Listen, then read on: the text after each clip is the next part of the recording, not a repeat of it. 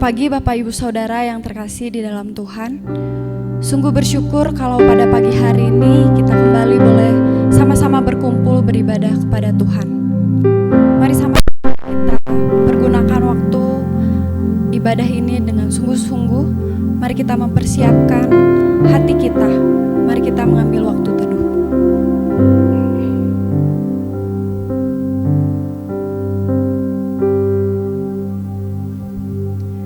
Saya undang Bapak Ibu Saudara untuk bangkit berdiri. Mari kita naikkan pujian, Tuhan berada di dalam suci.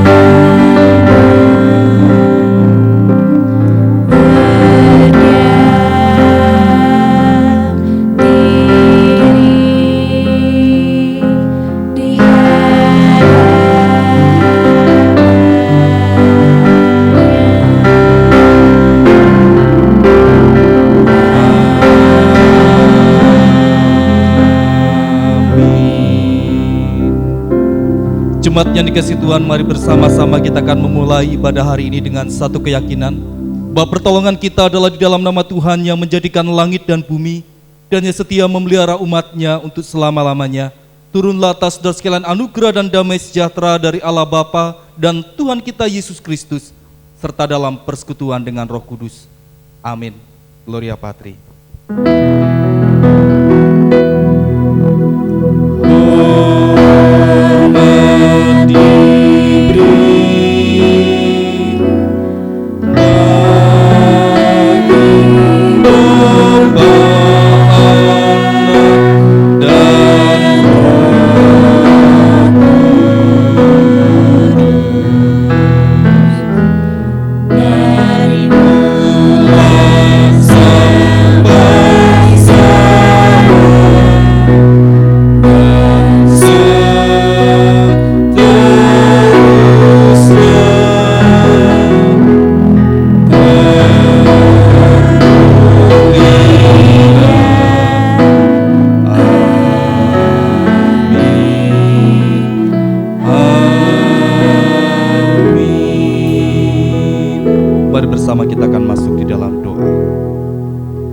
Kami bersyukur Tuhan, kami boleh melalui hari demi hari, bahkan minggu demi minggu di dalam anugerah Tuhan.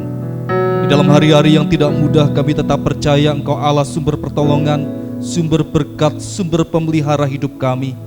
Allah yang tidak pernah melepaskan kami barang sekejap pun, bahkan dalam situasi tatkala kami sepertinya akan jatuh tergeletak, tangan-Mu siap menopang setiap kami. Biar ucapan syukur itu boleh melimpah tatkala kami boleh datang pagi hari ini, tatkala kami boleh beribadah bersama-sama di hadapan Tuhan. Biarlah hati kami tertuju kepada Allah. Ucapan syukur, sembah sujud kami hanya kami persembahkan bagi Tuhan. Dan biarlah kami menyerahkan diri kami jikalau masih ada dosa-dosa yang merintangi persekutuan kami dengan Tuhan, dosa-dosa yang belum kami bereskan di hadapan Allah. Kami mengakui dengan jujur di hadapan-Mu.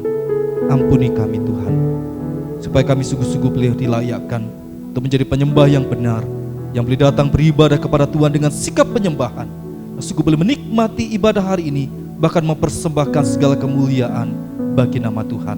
Terima kasih Tuhan. Di dalam nama Tuhan Yesus kami berdoa dan mengucap syukur. Amin. Saudara, dengarkanlah berita anugerah bagi setiap kita yang mengaku dosa di hadapan Tuhan. Firman Tuhan berkata di dalam surat Efesus pasal yang keempat ayat 20 sampai 24. Tetapi kamu bukan demikian, kamu telah belajar mengenal Kristus, karena kamu telah mendengar tentang Dia dan menerima pengajaran di dalam Dia menurut kebenaran yang nyata dalam Yesus, yaitu bahwa kamu berhubung dengan kehidupan kamu yang dahulu harus menanggalkan manusia lama yang menemui kebinasaannya oleh nafsunya yang menyesatkan, supaya kamu dibaharui di dalam roh dan pikiranmu, dan mengenakan manusia baru yang telah diciptakan menurut kehendak Allah di dalam kebenaran dan kekudusan yang sesungguhnya. Amin. Bapak Ibu Saudara, saya persilakan untuk duduk kembali. Ketika kita kembali mengingat perjalanan hidup kita, tentunya di setiap hal yang kita lakukan selalu ada karya Tuhan, selalu ada pekerjaan tangan Tuhan di dalam kehidupan kita. Mari sama-sama kita mengucapkan syukur kita atas pengorbanan dan karya Tuhan yang sungguh besar di dalam kehidupan kita. Mari kita sama-sama menyanyikan lagu Sungguh Indah.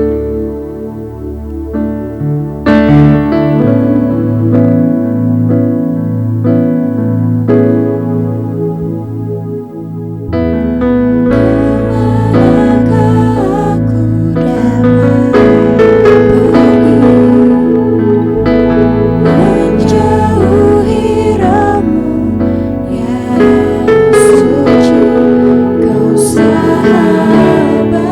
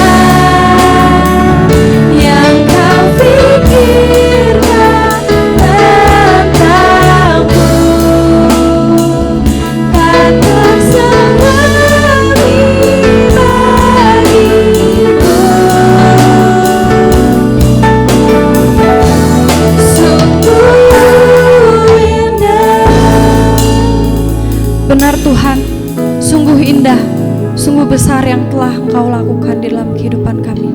Pada pagi hari ini kami siap untuk memuji dan meninggikan nama Tuhan. Amin. Bapak Ibu Saudara, mari sama-sama kita bersuka cita. Mari kita gunakan waktu ini untuk meninggikan namanya, karena hanya Yesus saja yang menjadi sumber pengharapan kita. Mari sama-sama kita nyanyikan lagu Hanya di Dalam Namanya.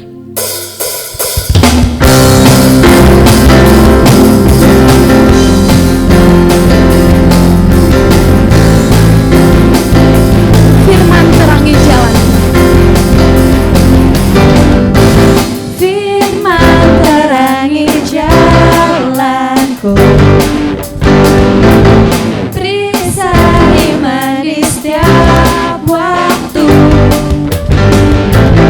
lindungiku dari segala, tak pernah aku ragu, karena Dia bersamaku, setia menjaga dengan kuasa mulia.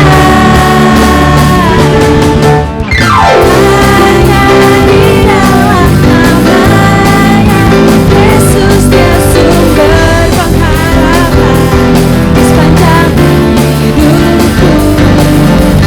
Hanya di dalam kuasa-Nya pasti tersedia kemenangan bagiku selama-lamanya. Mari semuanya bertepuk tangan. Kita tinggikan nama Tuhan kita. Kebenaran yang membebaskan. Kebenaran yang bebaskan. Selalu berikanku kekuatan hadapi segala tantangan. Tak pernah aku ragu, karena Dia bersamaku, setia menjaga dengan kuasa mulia. Hanya di dalam namanya Yesus, Dia sumber pengharapan di sepanjang hidupku. Hanya di dalam kuasa-Nya pasti tersedia kemenangan bagiku selamanya. Hanya di dalam namanya Yesus, Dia sumber pengharapan di sepanjang hidupku. Hanya di dalam kuasa-Nya pasti tersedia kemenangan bagiku selama-lamanya. Dalam namanya ada pengharapan, dalam kuasa-Nya kemenangan. Dalam namanya ada pengharapan, dalam kuasa-Nya kemenangan. Amin. Dalam nama Tuhan ada kemenangan. Mari saya undang semuanya untuk bangkit berdiri. Mari sama-sama kita naikkan. Mari sama-sama kita katakan, namanya Tuhanku, menara yang teguh.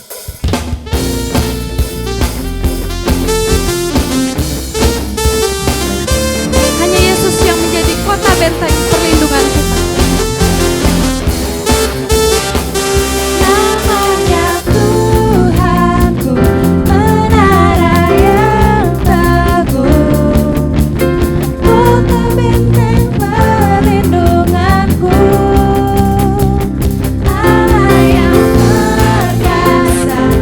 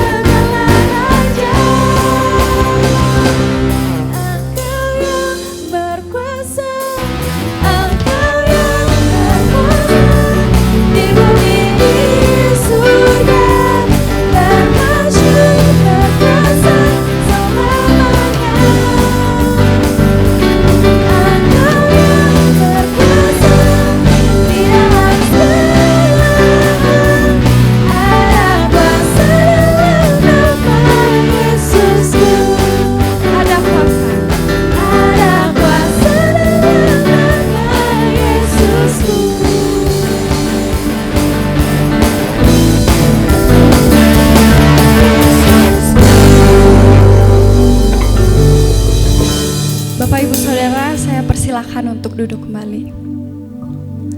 Sebentar lagi kita akan mendengarkan firman Tuhan. Kiranya setiap kita selalu memiliki kerinduan untuk lebih lagi mengenal siapa Allah yang kita sembah. Karena ketika kita mengenal siapa Allah yang kita sembah, kita akan terkagum-kagum akan karya dan perbuatannya yang sungguh luar biasa dalam kehidupan kita. Mari sama-sama kita katakan,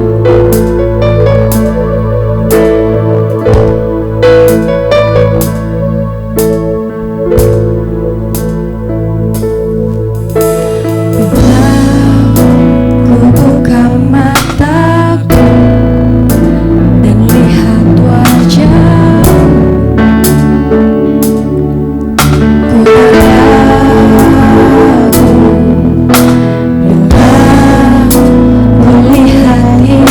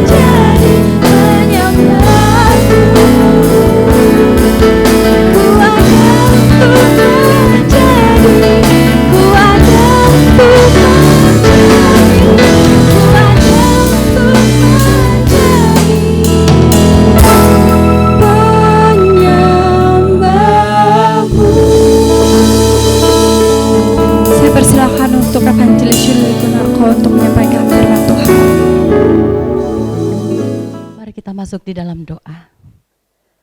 Bapa kami yang di surga, kami bersyukur kepadamu Tuhan. Hari ini kami masih dapat menikmati hidup yang Tuhan anugerahkan. Bahkan Tuhan juga memberikan kami kesempatan untuk beribadah kepada Tuhan. Biarlah Tuhan Engkau yang menolong kami untuk dapat mengerti kebenaran firman-Mu dan menjadi pelaku firman Tuhan di dalam hidup kami. Berkati hamba-Mu dan berkati setiap kami Tuhan. Jadikan kami anak-anak Tuhan yang melakukan kebenaran firman-Mu. Di dalam nama Tuhan Yesus kami berdoa. Amin. Mari kita membuka Alkitab kita dari Daniel pasal yang ke-6. Kita akan baca ayat 1 sampai dengan ayat yang ke-12 dan kemudian dilanjutkan ayat yang ke-20 sampai dengan 29. Daniel pasal 6 ayat 1 sampai dengan ayat 12, lalu kemudian ayat 20 sampai dengan 29. Saya akan bacakan buat Bapak Ibu Saudara.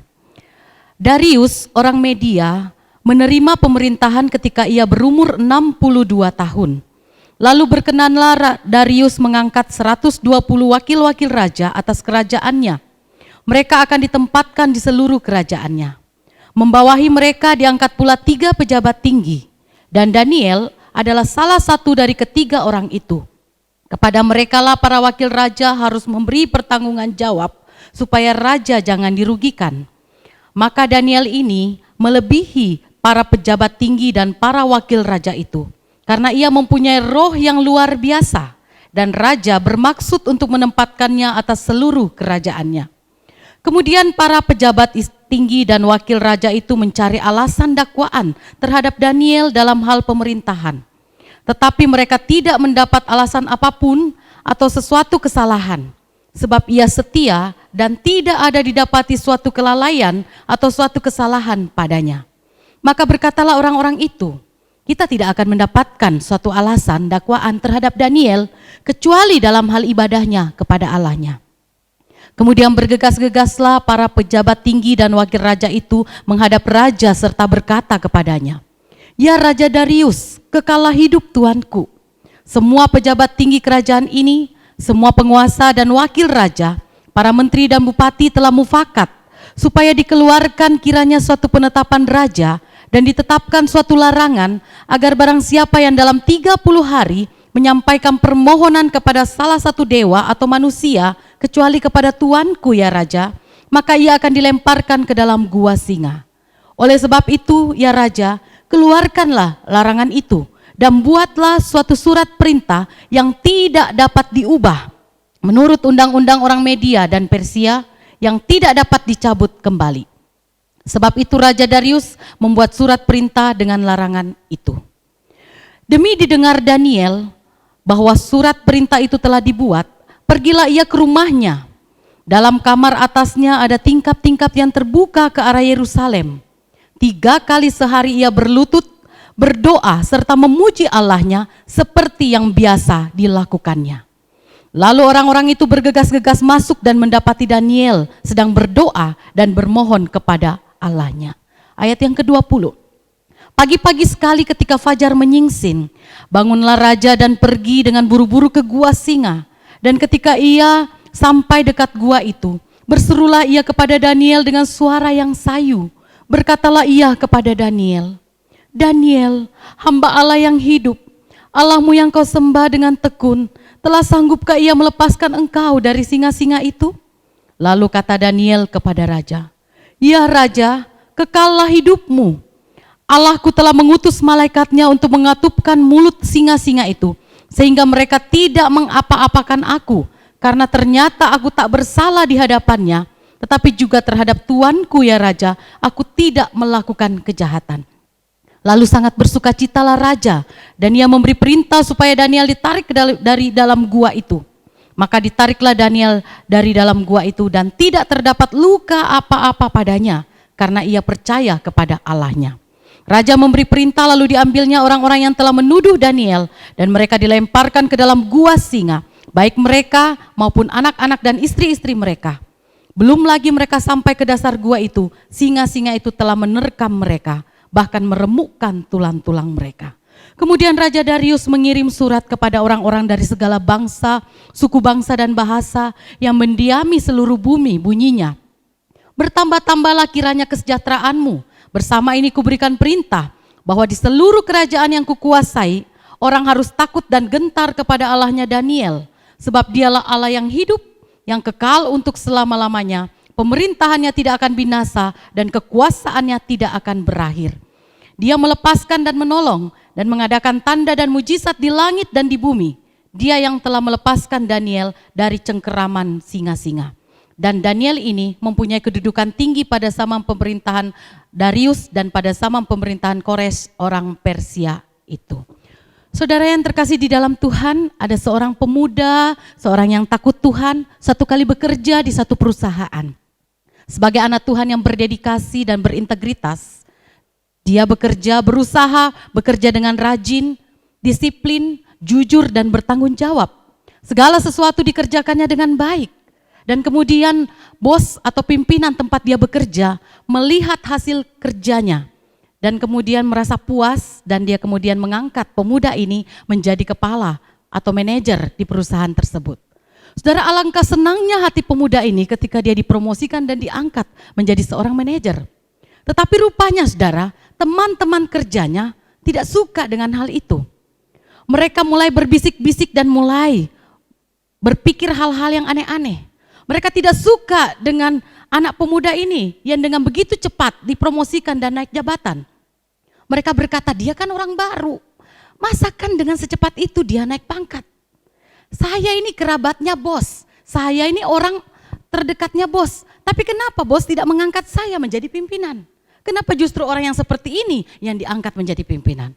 Saudara, mereka berusaha mencari cara untuk menjatuhkan pemuda ini. Saudara yang terkasih dalam Tuhan, hal yang serupa juga dialami oleh Daniel dalam firman Tuhan yang kita baca ini. Daniel sebagai seorang yang takut akan Tuhan, punya integritas tinggi, seorang yang jujur, seorang yang bertanggung jawab. Tuhan menganugerahkan hikmat dan kepandaian kepadanya. Bahkan dikatakan Daniel ini diangkat oleh raja menjadi pejabat di dalam kerajaan Babel. Luar biasa saudara, bukan 1-2 tahun, tetapi kurang lebih hampir 60 tahun Daniel menjabat sebagai pejabat di kerajaan Babel. 3 raja sudah berganti, mulai dari Raja Nebukadnezar, Raja Belshazzar, dan bahkan Raja Darius. Dan Daniel tetap diberikan kepercayaan menjadi pejabat tinggi. Saudara yang terkasih dalam Tuhan, seorang yang memiliki integritas yang tinggi, seorang yang takut akan Tuhan, yang jujur, yang tulus, yang hidupnya penuh dengan pertolongan Tuhan, diangkat menjadi seorang pimpinan. Saudara, bahkan Raja Darius pun bermaksud memberikan kuasa yang besar atas seluruh kerajaan Babel kepada Daniel. Dan inilah yang menjadi hal yang membuat para pejabat dan wakil raja lainnya itu merasa tidak suka. Dan mereka berusaha untuk menjatuhkan Daniel. Mereka berusaha mencari-cari cara untuk mencari kesalahan Daniel sekecil apapun itu. Tetapi rupanya saudara, mereka tidak menemukan kesalahan apapun juga. Dan akhirnya mereka berusaha mencari cara untuk menjebak Daniel. Dan sampai akhirnya ketika kita membaca ayat ini, kita akan tahu Daniel berada di dalam gua singa. Saudara yang terkasih di dalam Tuhan, kalau kita melihat orang jahat, orang yang melakukan kejahatan, itu dibenci orang, dan kemudian dia mengalami hal yang buruk dalam hidupnya, mungkin kita berkata itu wajar, karena dia memang jahat. Tetapi ketika kita melihat orang yang baik, orang yang jujur, orang yang tulus, orang yang takut Tuhan, mengalami hal yang tidak baik, mengalami hal yang buruk, rasanya sulit bagi kita untuk memahami itu, bukan? Karena kita berpikir bahwa orang yang jahat pasti akan menuai sesuatu yang jahat. Tetapi orang yang baik pasti juga akan menuai sesuatu yang baik. Nah saudara yang terkasih dalam Tuhan, tahukah saudara bahwa seorang yang baik, seorang yang takut Tuhan, seorang yang memiliki integritas, tidak menjamin hidup kita tidak mengalami hal yang buruk. Tidak menjamin hidup kita akan lepas dari yang namanya permasalahan. Tidak menjamin bahwa hidup kita tidak akan mengalami pergumulan. Saudara yang terkasih dalam Tuhan, masalah atau pergumulan atau apapun itu bisa dialami oleh setiap manusia di dunia ini.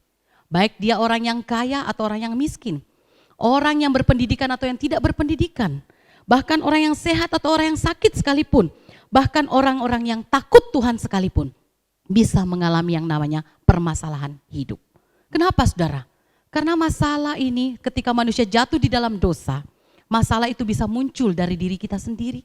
Atau bisa juga karena perbuatan orang lain yang membuat kita akhirnya tertimpa masalah. Atau bisa juga karena bencana alam ini membuat kita mengalami masalah. Nah saudara yang terkasih dalam Tuhan, masalah itu bisa kita alami kapanpun dan dimanapun. Sebaik apapun kita menjalani hidup ini, tidak menjamin bahwa hidup kita akan lancar. Bahwa semua orang akan suka dengan kita. Bahwa semua orang akan menerima kehadiran kita. Itu tidak menjamin saudara. Karena itulah realita hidup. Bahwa manusia yang berdosa tidak suka melihat ada orang lain diberkati lebih daripada dirinya sendiri. Saudara yang terkasih dalam Tuhan, realita hidup mengajarkan kita bahwa ada orang-orang yang tidak bisa menerima kita. Bahkan ketika melihat kita berhasil, mereka tidak suka. Itulah realita hidup. Tetapi yang perlu kita perhatikan sekarang saudara, bukan bagaimana kita melihat hal-hal seperti itu, tapi bagaimana sikap kita ketika kita menghadapi orang-orang yang tidak suka dengan kita, atau ketika kita mengalami permasalahan hidup di dalam kehidupan ini. Apa yang harus kita lakukan saudara? Yang pertama, milikilah relasi yang dekat dengan Tuhan. Saudara, pernahkah kita memiliki seorang teman yang menghubungi kita atau datang kepada kita pada saat dia mengalami kesulitan?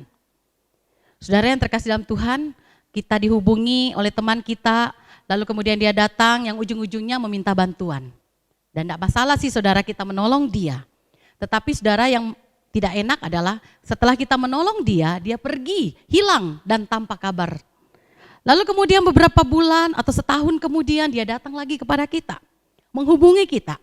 Dan ujung-ujungnya saudara tahu, minta bantuan lagi kepada kita. Kira-kira bagaimana perasaan saudara? Saudara yang terkasih dalam Tuhan, saya yakin kita mungkin sedih dan tidak suka punya teman seperti ini. Karena dia hanya datang kepada kita pada saat dia punya kesusahan. Dia hanya mencari kita pada saat dia mengalami kesulitan. Tetapi ketika dia tidak mengalami kesulitan atau dia tidak mengalami masalah, dia tidak pernah menghubungi kita satu kali pun. Atau mungkin juga saudara kita sebagai orang tua, ketika kita memiliki anak yang kuliah di luar kota atau di luar negeri. Pada awal keberangkatan mereka sering kali menelpon kita. Bahkan sehari mungkin bisa 5 kali mereka menelpon kita. Dia terus menerus mau berbicara dan rindu kangen dengan kita.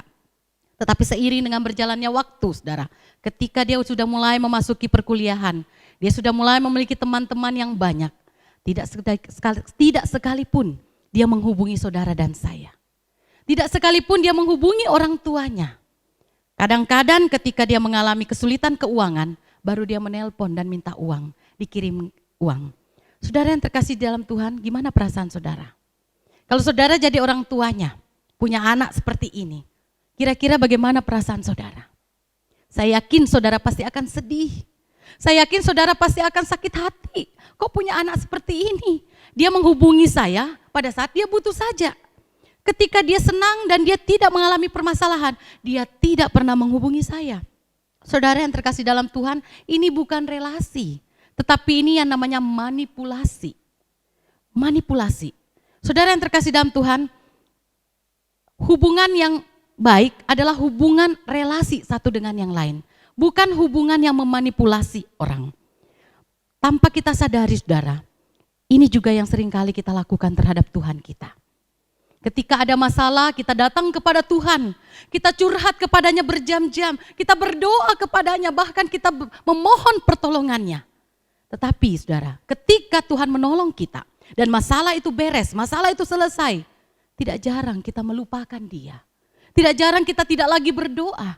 Tidak jarang kita bahkan mungkin tidak mau lagi berhubungan dengan Tuhan. Tunggu ketika masalah baru datang, baru kita kemudian mencari dia. Saudara yang terkasih dalam Tuhan, berbeda halnya dengan Daniel. Daniel adalah seorang yang menjalin relasinya dengan Tuhan.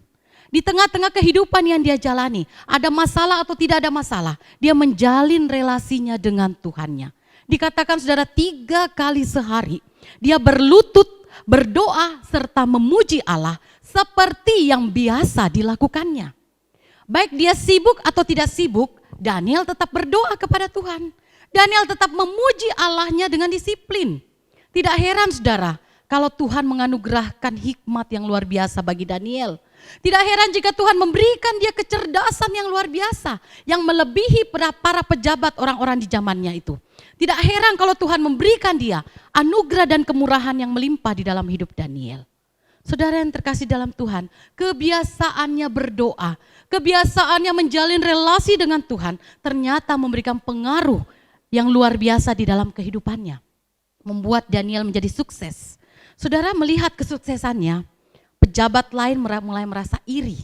Dan mereka tidak suka melihat Daniel yang seorang buangan diangkat menjadi raja pejabat tinggi, bahkan dipercaya bertahun-tahun. Dan itu membuat mereka iri dan mulai mencari-cari cara, mencari-cari kesalahan Daniel dalam hal pemerintahan. Saudara, Daniel sebagai seorang berintegritas, dikatakan tidak ditemukan satu pun kesalahan yang bisa mencelakakan Daniel.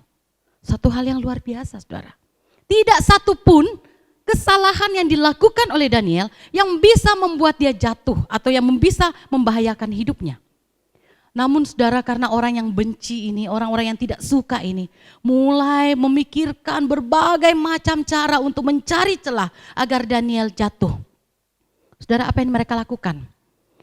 Mereka berkata bahwa kita tidak akan menemukan kesalahan dalam hal pemerintahan. Tetapi kita bisa menemukan satu titik celah, yaitu kita jebak dia, yaitu dalam hal ibadahnya kepada Tuhan. Nah, saudara yang terkasih dalam Tuhan, para pejabat dan wakil raja ini membujuk raja agar mereka mengeluarkan satu perintah. Barang siapa dalam 30 hari menyampaikan permohonan kepada salah satu dewa atau manusia, kecuali kepada raja, maka mereka akan dilemparkan ke dalam gua singa. Saudara, dan raja setuju dengan perintah itu, maka keluarlah perintah itu. Saudara, ketika Daniel mendengar perintah itu, apa yang dilakukan Daniel? Apakah dia berhenti berdoa? Apakah dia berhenti memuji Tuhan? Apakah dia berhenti atau sembunyi dan berusaha berdoa kepada Tuhan dengan diam tanpa sepengetahuan orang lain? Ataukah dia berusaha untuk tidak berdoa lagi supaya tidak ketangkap oleh orang-orang yang berusaha menjatuhkan dia? Tidak, saudara. Alkitab mencatat Daniel tidak berhenti berdoa. Dikatakan demi didengarnya perintah itu, Daniel tetap berdoa kepada Allahnya 3 kali sehari, seperti yang biasa dilakukannya. Kenapa, saudara? Karena Daniel tidak takut sama sekali. Dia tahu, saudara, bahwa apa yang dilakukannya ini benar di hadapan Tuhan. Dia menjalin relasinya dengan Tuhan. Saudara yang terkasih dalam Tuhan, ini menunjukkan Daniel sungguh-sungguh bergantung kepada Tuhan. Dia tahu bahwa relasinya dengan Tuhan membuat dia hidup sungguh-sungguh bergantung kepada Allahnya. Inilah yang membuat Daniel kuat menghadapi persoalan itu. Saudara, masa pandemi corona ini ada begitu banyak orang berdoa. Dan kita bersyukur banyak orang berseru, bahkan seluruh dunia berseru memohon belas kasihan Tuhan, memohon kemurahan Tuhan, memohon kebaikan Tuhan supaya virus corona ini segera pergi, supaya virus corona ini boleh diangkat dan bumi ini boleh sehat kembali dan dunia ini boleh normal kembali. Ada begitu banyak orang yang berdoa, bahkan tidak terlepas dari orang anak-anak Tuhan, saudara. Gereja-gereja melakukan kebaktian-kebaktian doa dan banyak sekali anak-anak Tuhan berseru pagi, siang dan malam memohon belas kasihan Tuhan. Saudara, itu adalah satu hal yang baik.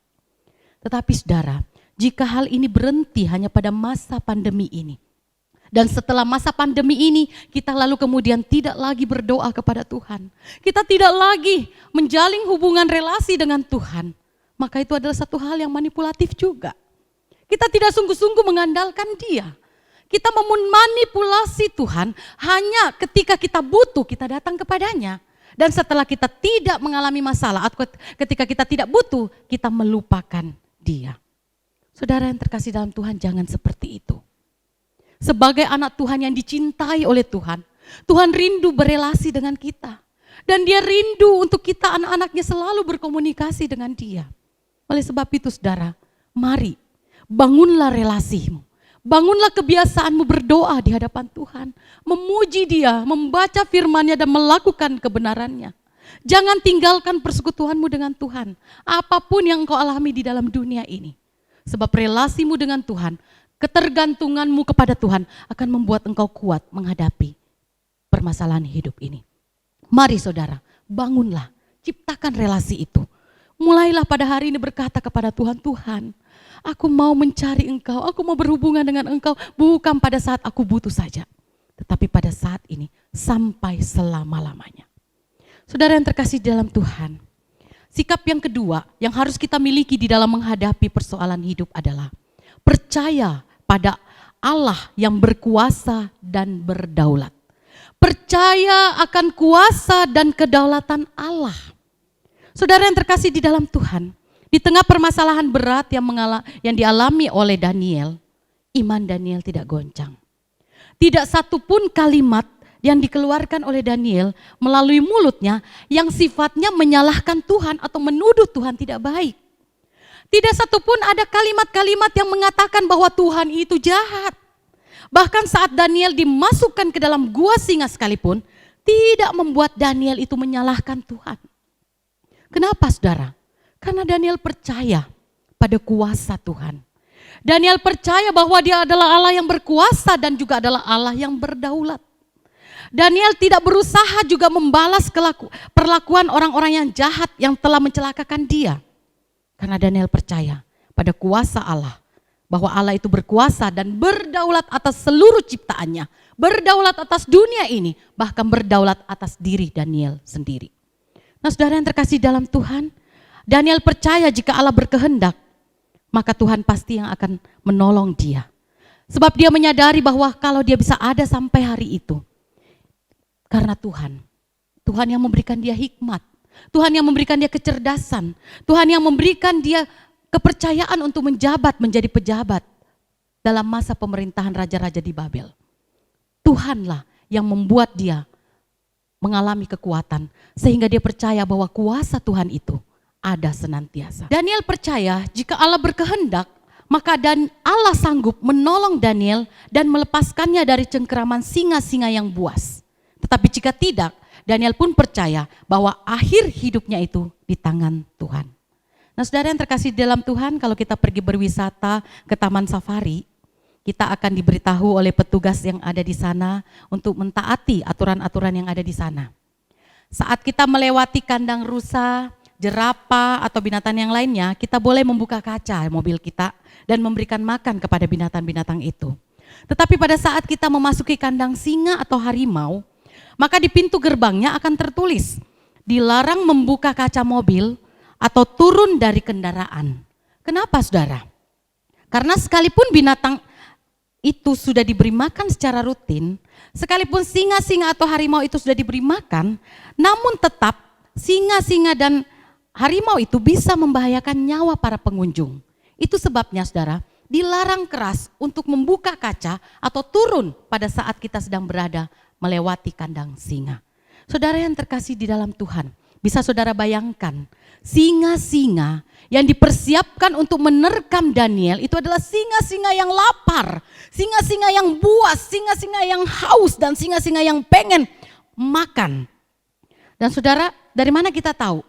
Ketika akhirnya Daniel tidak jadi dimakan oleh singa-singa itu, tetapi orang-orang yang justru mencelakai dia, yang dihukum dan akhirnya dimakan oleh singa-singa itu, dikatakan belum sampai ke dasar gua, singa-singa itu sudah menerkam dan mencabik-cabik mereka. Saudara, berbeda dengan apa yang dialami oleh Daniel. Ketika Daniel dilemparkan ke dalam gua singa, singa-singa itu tidak mengapa-apakan Daniel. Dikatakan singa itu tidak menggigit Daniel. Bahkan dia tidak mengapa-apakan Daniel sedikit pun. Kenapa saudara? Apakah karena Daniel hebat? Apakah karena Daniel bisa menguasai singa itu? Tidak saudara. Singa-singa itu tidak memakan Daniel sedikit pun. Kenapa saudara? Karena kuasa Allah itulah yang membuat singa-singa itu tidak menyentuh Daniel sedikit pun. Apa yang mustahil bagi manusia menjadi tidak mustahil di hadapan Allah. Apa yang tidak mungkin bagi manusia menjadi sesuatu yang mungkin di hadapan Allah. Saudara yang terkasih dalam Tuhan, bukankah kita juga seringkali mengalami kuasa Tuhan di dalam kehidupan kita? Mungkin hal-hal yang sepele yang mungkin kita pikirkan itu hal-hal yang kecil. Tetapi tahukah saudara bahwa ketika engkau percaya penuh kepada Allah yang Maha Kuasa, Dia berkenan menunjukkan kuasanya kepada kita saudara. Ketika kita membangun gereja GKI Mesias, kita tahu saudara bahwa dana yang diperlukan itu sangat amat besar. Pada masa itu tahun 2007, dana yang diperlukan itu 1,6 miliar. Secara manusia dana yang sangat besar dan tidak mungkin dan sulit bagi kita untuk mengumpulkan jumlah segitu banyak. Tetapi dengan waktu dan kuasa Tuhan, Tuhan menyatakan kemurahannya sehingga terkumpul dana 1,6 dan gedung gereja bisa diperluas dan dibangun. Bahkan orang-orang yang tadinya tidak mau menjual tanahnya untuk gereja, pada waktunya Tuhan menggerakkan hati mereka, Tuhan membukakan hati mereka, dan mereka menyerahkan tanah mereka untuk dijual kepada gereja Tuhan. Nah, saudara yang terkasih dalam Tuhan, kita memiliki Allah yang maha kuasa. Allah yang maha kuasa yang masih menyatakan kuasanya kepada orang-orang yang percaya kepadanya. Saudara, bukan hanya Allah yang maha kuasa, kita juga memiliki Allah yang berdaulat. Dia berdaulat terhadap segala sesuatu di dalam dunia ini. Bahkan dia berdaulat atas hidup saudara dan saya. Kita tidak bisa memaksa Tuhan untuk meminta atau melakukan apa yang kita mau. Kita tidak bisa mendikte Tuhan untuk meminta atau memerintahkan Tuhan melakukan apa yang kita mau. Ada kalanya saudara Tuhan menolong kita, tapi ada kalanya juga Tuhan membiarkan kita mengalami masa-masa sulit dalam hidup kita. Saudara yang terkasih dalam Tuhan, ada kalanya Tuhan mengizinkan kita mengalami hal-hal yang menyenangkan. Tapi ada kalanya juga Tuhan mengizinkan kita mengalami hal-hal yang menyedihkan. Menurut kacamata kita itu hal yang menyedihkan. Tetapi Allah yang berdaulat itu membuat hal-hal yang menyedihkan itu menjadi indah pada waktunya, menjadi indah pada akhirnya. Saudara, salah satu contoh adalah Stefanus. Stefanus adalah seorang yang beriman kepada Tuhan. Dia percaya kepada Tuhan dan dia mengabarkan Injil kepada orang-orang. Tetapi apa yang terjadi saudara? Orang-orang pada masa itu bukannya menerima Injil Tuhan. Mereka marah dan mereka kemudian melemparkan Stefanus. Mereka membunuh Stefanus dengan merajam Stefanus dengan batu sampai akhirnya Stefanus itu mati. Saudara yang terkasih di dalam Tuhan, menurut pandangan manusia, Stefanus ini mati mengenaskan. Tetapi tahukah saudara, ketika Stefanus menjelang dia mati, dikatakan dia menatap ke langit dan dia melihat langit terbuka. Dia melihat anak manusia berdiri di samping kanan Allah menyambut Stefanus. Nah saudara, bagi manusia ini adalah hal yang mengenaskan ketika melihat Stefanus mati di rajam batu. Tetapi bagi Allah ini adalah satu kemenangan iman yang luar biasa yang dimiliki oleh Stefanus. Nah saudara yang terkasih dalam Tuhan, siapa lagi? Paulus. Paulus adalah seorang rasul yang kita tahu dia adalah seorang yang setia memberitakan Injil, bahkan menggembalakan banyak jemaat. Hidupnya mengalami banyak kali pergumulan dan banyak penderitaan. Dan kita tahu saudara, akhir hidup Paulus dikatakan dia mati dipenggal pada masa pemerintahan Kaisar Nero. Bagi manusia ini adalah hal yang tragis. Bagi manusia ini adalah satu hal yang menyedihkan. Tetapi bagi Allah, Paulus telah menyelesaikan pertandingan imannya dengan baik. Dan dia mengakhirinya dengan akhir yang baik. Dia katakan bahwa aku telah mengakhiri hidupku dengan sampai pada garis akhir yang baik. Dan aku telah memelihara iman. Dan saudara tahu, Tuhan menganugerahkan anugerah mahkota hidup yang kekal bagi Paulus. Saudara yang terkasih di dalam Tuhan, hari ini kita tidak tahu apa yang akan terjadi di masa mendatang. Belakangan ini kita diperhadapkan dengan hal yang tidak pasti. Kita diperhadapkan pada hari esok yang kita tidak tahu apa yang akan terjadi. Masihkah kita memiliki pekerjaan? Atau masihkah kita memiliki penghasilan? Atau masihkah tabungan kita cukup untuk menghadapi hari esok? Atau masihkah orang-orang yang kita cintai, masih sehatkah mereka? Masih hidupkah mereka? Atau kita sendiri, masih hidupkah kita? Atau masih sehatkah kita di masa mendatang? Kita tidak tahu saudara. Tapi percayalah bahwa Allah yang kita sembah adalah Allah yang maha kuasa. Dan Allah yang baik, Allah yang sanggup memelihara hidup saudara dan saya. Dan Allah yang kita sembah juga adalah Allah yang berdaulat. Jika Tuhan izinkan kita mengalami hal-hal yang menurut kita ini adalah hal-hal yang menyedihkan, percayalah bahwa Tuhan sanggup mereka-rekakan segala sesuatunya untuk mendatangkan kebaikan bagi setiap orang yang percaya kepadanya. Percayalah bahwa Dia adalah Allah yang berdaulat. Jika hal-hal buruk menimpamu saudara, percayalah Tuhan izinkan itu untuk menyatakan kehendaknya bagi hidup saudara dan saya. Tuhan menyatakan kehendaknya, rancangannya yang sempurna, yang ajaib untuk dunia ini dan untuk saudara dan saya.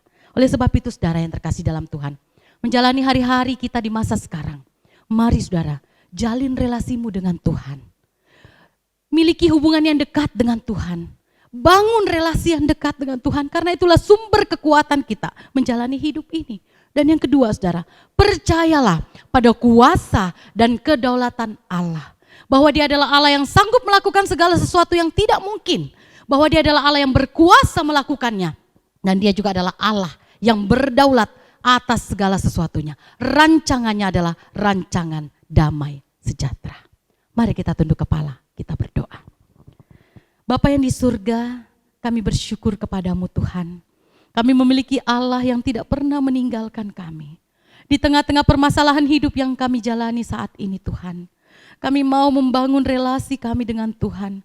Kami mau belajar hidup mendekatkan diri kepada Tuhan. Karena kami sadar kami membutuhkan Tuhan di dalam hidup kami. Kami mau bergantung hanya kepada Tuhan saja. Bukan kepada apa yang ada di dalam dunia ini. Karena apa yang di dalam dunia ini fana, bersifat sementara. Dan kami tahu hanya kepada Tuhan sajalah kami harus bergantung. Kami juga mau berdoa Tuhan, kuatkan iman percaya kami untuk terus percaya kepadamu bahwa Engkau adalah Allah yang maha kuasa. Kuasamu tidak berubah dari dahulu, sekarang sampai selama-lamanya. Bahkan Engkau juga adalah Allah yang berdaulat. Engkau berdaulat atas segala isi dunia ini. Engkau berdaulat atas hidup umatmu. Engkau berdaulat atas hidup kami. Mampukan kami untuk sungguh percaya dan menyerahkan hidup kami penuh kepadamu. Di dalam nama Tuhan Yesus kami berdoa. Amin. Terima kasih untuk Evangelis Yuli Gunarko untuk firman Tuhan yang sudah disampaikan. Saya mengundang Bapak Ibu Saudara untuk bangkit berdiri. Mari bersama dengan gereja dari segala abad dan tempat, mari kita menyatakan iman kita, pengakuan iman rasuli. Aku percaya kepada Allah, Bapa yang Maha Kuasa, Khalik langit dan bumi, dan kepada Yesus Kristus, anaknya yang tunggal Tuhan kita, yang dikandung dari Roh Kudus, lahir dari anak darah Maria, yang menderita sengsara di bawah pemerintahan Pontius Pilatus, disalibkan, mati dan dikuburkan, turun ke dalam kerajaan maut. Pada hari yang ketiga bangkit pula dari antara orang mati, naik ke surga, duduk di sebelah kanan Allah Bapa yang Maha Kuasa. Dan dari sana Ia akan datang untuk menghakimi orang yang hidup dan yang mati.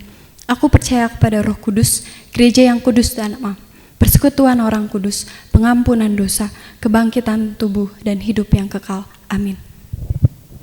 Bapak Ibu Saudara dipersilakan untuk duduk kembali. Tiba saatnya bagi kita untuk memberikan persembahan. Seperti biasa persembahan dilakukan dengan 3 metode. Yang pertama, Bapak Ibu Saudara bisa mentransfer ke rekening BCA atas nama GKI Mesias. Yang kedua, Bapak Ibu Saudara dapat membawa langsung ke gereja dan memasukkan ke kotak persembahan yang tersedia di ruang kebaktian 2. Bapak Ibu Saudara bisa mencari Pak Penglan atau Saudari Meli untuk membantu untuk membukakan pintu. Yang ketiga, Bapak Ibu Saudara juga bisa mengumpulkan dalam bentuk amplop dan dibawa dan diserahkan saat sudah kembali beribadah di gereja. Mari sama-sama kita menyanyikan lagu Ku Terpaku.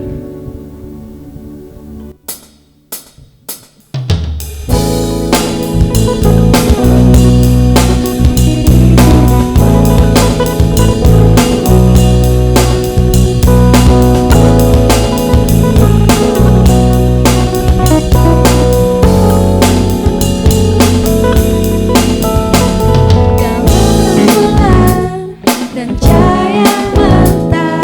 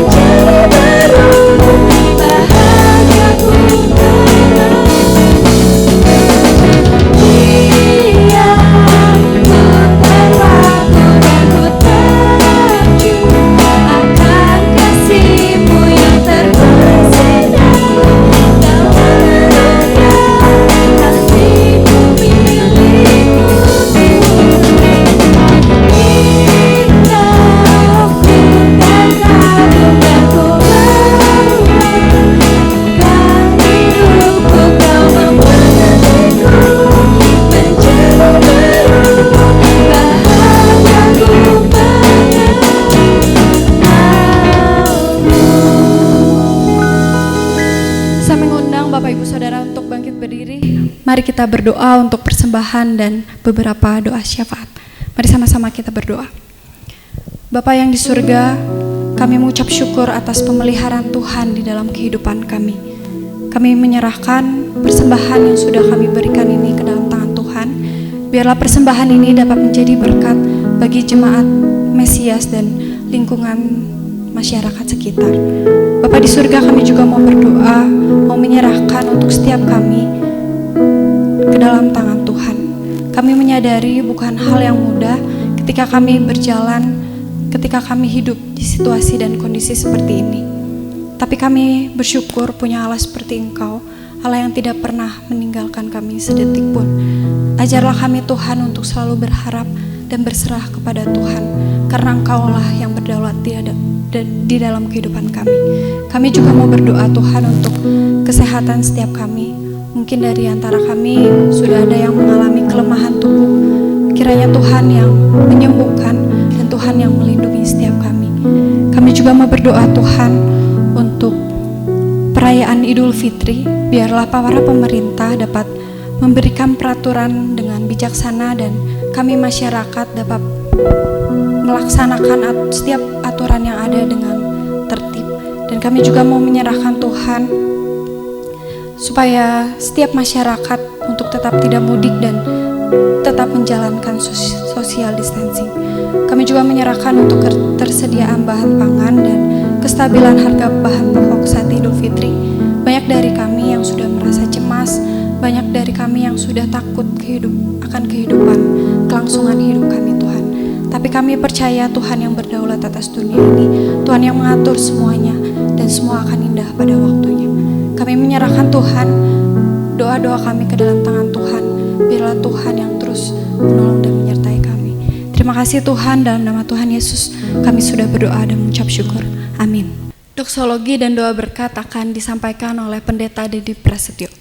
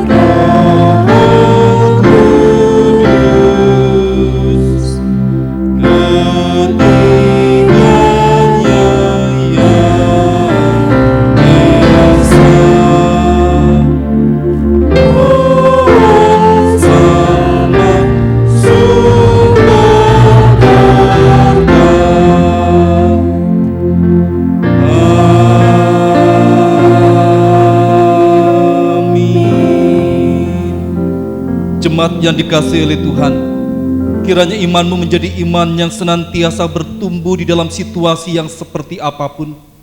Kiranya kau menjadi anak-anak Tuhan yang memiliki iman yang sejati tatkala engkau mengalami penderitaan dan juga tekanan seberat apapun.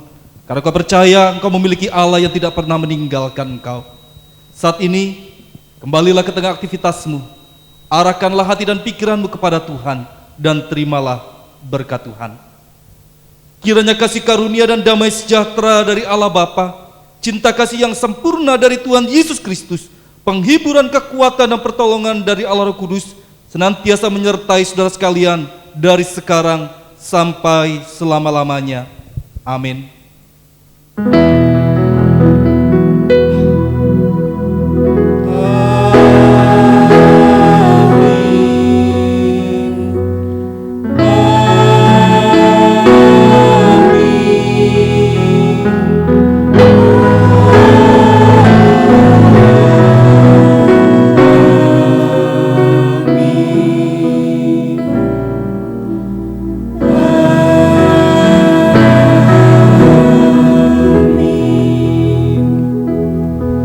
Jemaat dipersilakan untuk duduk.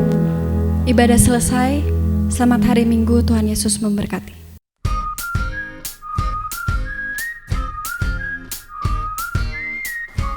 Segenap hamba Tuhan dan majelis mengucapkan terima kasih untuk seluruh pelayan Tuhan yang sudah melayani dalam ibadah streaming dan ibadah keluarga GKI Mesias minggu ini. Ibadah streaming bersama Sinode GKI dalam rangka mimbar sinode akan dilaksanakan minggu depan, tanggal 31 Mei 2020 pukul 8, dengan pelayan ibadah dari GKI Intong Bandung dan pembicara Pendeta Herman Yeremia. Gereja juga akan tetap menyediakan panduan ibadah keluarga dan file khotbah yang di-share melalui WhatsApp untuk jemaat yang akan melaksanakan ibadah keluarga. Persekutuan doa pagi online sepanjang minggu ini ditiadakan dan akan dimulai kembali minggu depan. Menindaklanjuti pelaksanaan PSBB di Kota Bandung, Hari Raya Idul Fitri dan rencana pencanangan new normal, Majelis GKI Jemaat Mesias menghimbau jemaat untuk patuh dengan aturan PSBB dengan tidak mudik, menghindari kerumunan, menggunakan masker saat keluar rumah, memperhatikan physical distancing, dan rajin mencuci tangan. Bagi jemaat yang ingin memberi persembahan atau mengembalikan perpuluhan dengan beberapa metode. Pertama, mentransfer ke rekening gereja dengan nomor rekening yang tertera atas nama GKI Mesias dengan diberi keterangan perpuluhan atau persembahan Minggu 24 Mei. Bisa juga datang langsung ke gereja dan memasukkan ke kotak persembahan yang disiapkan di gereja di ruang kebaktian 2. Jemaat bisa minta tolong kepada saudari Meli atau saudara Penglan untuk membukakan ruangan dan menunjukkan letak kotak persembahan. Bisa juga memasukkan ke amplop atau celengan khusus dan dibawa saat kembali beribadah di gereja. GKI Mesias mengadakan program berbagi kasih Gereja Tanggap COVID-19, yaitu pembagian sembako bagi jemaat dan orang-orang yang membutuhkan.